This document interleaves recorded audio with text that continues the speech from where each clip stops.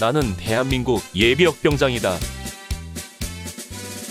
안녕하십니까. 1980년대 모공시절 군대 이야기를 나누는 예비역병장입니다. 오늘도 저의 옛날 군대 이야기와 함께 추억여행 떠나시죠. 나의 일병시절 157번째 이야기. 공용화기 집체교육. 2. 실거리 사격과 끝. 공용화기 집체교육 처음 이틀 동안 기계훈련과 조총훈련, 그리고 사격술 예비훈련까지 일사천리로 진행되었습니다. 이틀째인 11월 17일에는 제법 많은 눈이 내렸고 날씨도 추워서 우리는 연병장 제설 작업을 하고 그 잔설이 남아있는 언 땅에서 조총훈련과 사격술 예비훈련을 해야 했습니다. 다음 날인 수요일은 늘 하던 대로 정훈 교육과 주제 발표 등으로 하루를 보내고 그날 밤에는 교회에서 각 중대대항 성가경연 대회도 있었습니다. 보병 16개 중대와 연번, 지원, 의무, 수송 등 20여 개 팀이 나와서 경연을 펼쳐 우리 11중대는 7등이라는 그리 나쁘지 않은 성적을 거뒀습니다. 연습도 거의 하지 못한 상태로 나갔는데 그만하면 잘한 것이라고 스스로들 위안했습니다. 11월 19일 목요일에는 도촌이 자동화 사격장에 붙어있는 반자동화 사격장에서 기관총 0점 사격을 했습니다. 기관총 0점 사격은 처음 해보았는데 재미있는 것은 0점 사격 거리가 10m라는 것입니다. M16 소총의 0점 사격 거리가 25m인 것에 비하면 크고 육중한 기관총의 0점 사격을 10m 거리에서 한다는 것은 상상 밖이었던 것입니다. 그날 0점 사격은 하루 종일 진행되었습니다. 연대의 모든 기관총이 모두 몰려온 것 같았습니다. 많은 기관총이 모여 순서대로 사격을 하다 보니 실제로 우리가 사격한 시간은 그리 오래 걸리지 않았고 나머지 시간은 순서를 기다리거나 사격 후 대기하며 휴식한 시간이었습니다. 다행히 한낮에는 날씨가 많이 풀려 우리는 양지 바른 곳을 찾아 낮잠도 즐길 수 있었습니다. 20일 금요일에는 태풍 사격장으로 이동하여 300m 이동 타켓에 사격하는 실거리 사격을 실시했습니다. 좌우로 움직이는 표적지를 300m 거리에서 조준 사격하는 것입니다. 사실 생각만큼 움직이는 표적지에 사격하는 것이 쉽지 않았고 명중률도 매우 낮았습니다. 다행한 것은 소총과는 달리 기관총은 사격 성적을 가지고 기합을 주는 경우는 거의 없었습니다. 기관총은 엄호 또는 위협용이라는 이야기가 틀린 것은 아니었습니다. 그 다음 날인 21일 토요일에는 자동화 사격장에서 실제적인 실거리 사격을 실시했습니다. 300m, 400m, 500m 등 3개의 표적지에 각 12발씩 모두 36발을 사격하는 것입니다. 기관총의 명중률 계산은 단순합니다.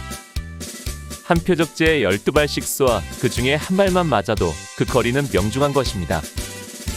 3개의 표적지에 각각 한 발씩 3발만 맞아도 명중률 100%이지만 한 표적지에 12발이 다 맞고 나머지 2개의 표적지에 한 발도 맞지 않았다면 명중률은 33%가 되는 것입니다. 자동화 사격장 표적지는 어느 정도의 압력으로 타격이 가해지면 뒤로 넘어가기 때문에 실제로 실탄에 맞지 않고 표적지 앞에 돌멩이 등이 실탄에 맞아 튕겨 표적지에 맞아도 명중된 것으로 인식되었습니다. 그러기 때문에 대체적으로 자동화 사격장에서는 명중률은 좋게 나왔습니다. 그리고 아무래도 이동식 타켓보다는 고정식 타켓이 사격하기에는 편한 점도 있었습니다. 우리들의 공용화기 집체교육은 본래 2주간 계획이 되어 있었는데 우리 중대는 일주일만으로 거의 집체교육을 마쳐야 했습니다. 바로 11월 23일 월요일 오후부터 사단 휴양소에 입소하게 되었기 때문입니다. 이번 휴양소 입소는 국군이날 참가에 대한 보상 차원으로 특별히 3대대 각 중대에게 허락된 것이었습니다. 2박 3일간의 휴양소 입소로 휴가를 대신하는 것 같았습니다. 그날 오전 공용화기 집체교육으로 M60 기관총 사격수를 대충 훈련하고 점심 식사 후 곧바로 휴양소로 출발했습니다. 나는 이번이 두 번째로 휴양소에 가는 것이었습니다. 처음 간 것이 우여곡절 끝에 6월 말일부터 7월 1일까지 이틀 동안이었는데 사실 그때 휴양소에서의 이틀은 그리 유쾌한 기억이 아니었습니다. 밤에는 고참으로부터 엄청난 구타를 당했고 이튿날 퇴소할 때는 당구 큐대가 부러졌다고 거의 2시간 가까이 퇴소를 못하고 비를 맞으면 밖에서 대기했었습니다. 그런 기억이 있었기에 휴양소에 가는 동안 처음 입수한다고 들떠있는 후임병들에게 고참들 심기 건드리지 않도록 조심하라고 누누이 당부를 했습니다. 다행히 이번 휴양소에서는 별다른 탄 없이 정말 푹 쉬고 올 수 있었습니다. 소대원들과 사진도 찍고 책도 읽고 낮잠도 자고 매점에서 커피도 한 잔 마시면서 군대 속에서의 사제인간 흉내도 낼 수 있었습니다. 휴양소의 좋은 점은 마음껏 휴식을 할 수 있다는 것 외에도 잡곡이 많이 섞이지 않은 밥을 먹을 수 있고 우유와 계란, 과일 같은 간식도 주고 또 무엇보다도 좋은 것은 매일 밤 영화를 보여준다는 것입니다. 비록 좀 떼진한 영화들이었지만 그래도 문화적 혜택을 거의 받지 못하는 군인들에게 영화는 삶의 활력소가 될 수 있었습니다.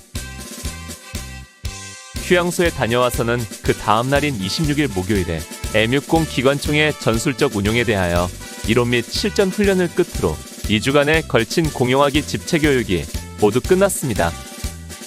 휴양소 입소다 뭐다 해서 엉벙덤벙 넘어간 집체 교육이었지만 그래도 내 주특기인 M60 기관총에 대하여 체계적으로 접할 수 있는 기회였습니다. 오늘 추억여행에 함께 해주셔서 감사합니다. 다음 이야기를 기대해 주시고 구독과 좋아요 부탁드립니다. 강백